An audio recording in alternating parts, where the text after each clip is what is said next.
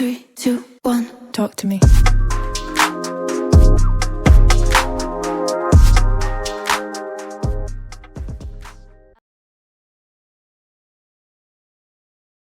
Donc c'est un site qui finalement est issu d'une activité économique industrielle, mais qui aujourd'hui, avec le temps, est devenu un véritable site emblématique de la protection de la nature et des oiseaux. Et donc il y a un projet ici pour mettre tout ça en évidence?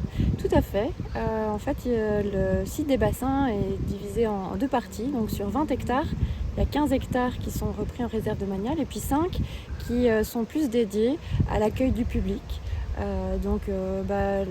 L'objectif, c'était de pouvoir justement rendre ce site un peu mieux équipé, mieux aménagé pour pouvoir utiliser ce site au mieux, aussi bien pour la population locale, mais aussi pour les touristes, que ce soit les randonneurs, les cyclistes, qui passent au travers de cette belle région qui est le Pays des Collines, au travers de son réseau cyclopédestre qui est quand même déjà bien développé. Donc, au niveau des bassins, on intervient principalement sur la première partie du site, mais sur le reste, en fait, on intervient très peu. Les interventions, elles sont plus liées aux équipements d'observation et d'accueil. Donc, on va retrouver à l'entrée du site toute une halle couverte qui va permettre d'accueillir des activités festives, des rassemblements un peu plus importants. C'est là où finalement les groupes vont pouvoir arriver, être accueillis. Et puis ensuite, une série de constructions vont parsemer le parcours pour observer les oiseaux, le site. Donc on va avoir la cabane d'expérience, la cabane d'observation et une tour observatoire. Il faut savoir qu'en fait on revient un peu à l'état primaire qui était celui des bassins de décantation.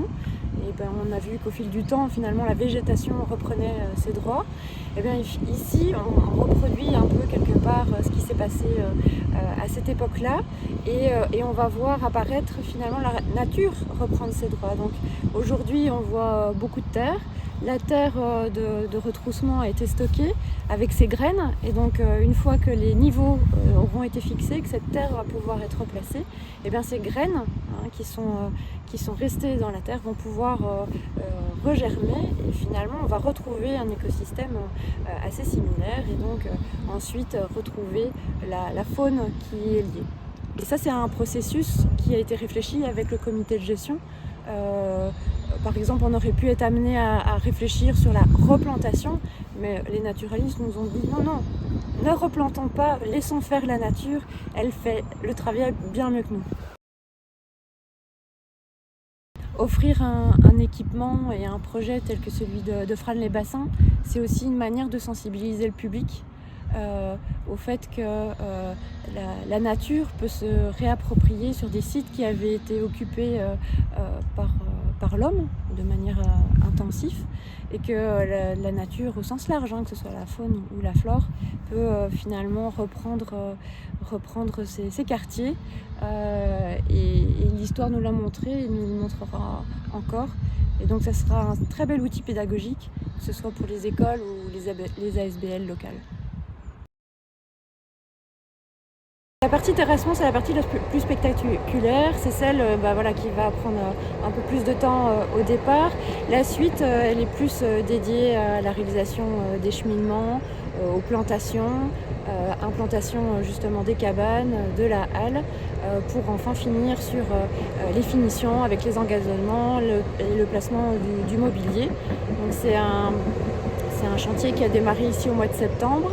On espère pouvoir le finaliser pour la belle saison et l'été 2025. Ça dépend des aléas climatiques, mais aussi du fait qu'on profite d'une période d'intervention assez courte, puisqu'il faut savoir qu'entre le mois de mars et le mois de juillet, les interventions doivent être les interventions doivent être les plus légères possibles, puisqu'on est quand même à proximité de la réserve domaniale et qu'on doit éviter d'ennuyer la faune et pendant la période de nidification et la période de migration. C'est un projet qui voit le jour grâce au financement du CGT. Donc la région Wallonne Tourisme intervient à hauteur d'1,3 million sur un projet de budget de plus ou moins 2 millions d'euros.